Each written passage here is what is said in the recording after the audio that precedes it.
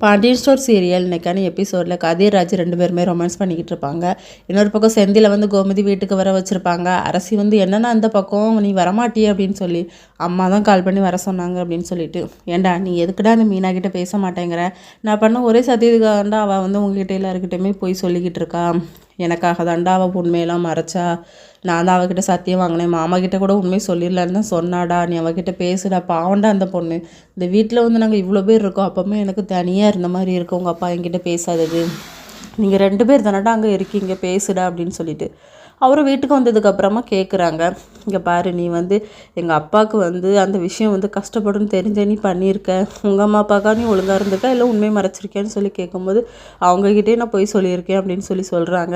ஆமாம் அவங்கள லவ் பண்ணேன், உங்கள் கூட ஓடி கல்யாணம் பண்ணிக்கிட்டே, அது அவங்களுக்கு பண்ண துரோகம் தானே, அதே மாதிரி தான் இதையும் நீங்கள் இதை பெரிய விஷயமா இசுவாக ஆக்காதீங்க அப்படின்னு சொல்கிறாங்க. இன்னொரு பக்கம் கோமதி இனிமேல் இந்த விஷயத்த சும்மா விடக்கூடாது, நம்ம நடிப்பு போட்டுற வேண்டியதா அப்படின்னு சொல்லிட்டு, ஐயோ அம்மா மூச்சு தந்துடுறதே நெஞ்சு வலிக்கு அப்படின்னு சொல்கிறாங்க.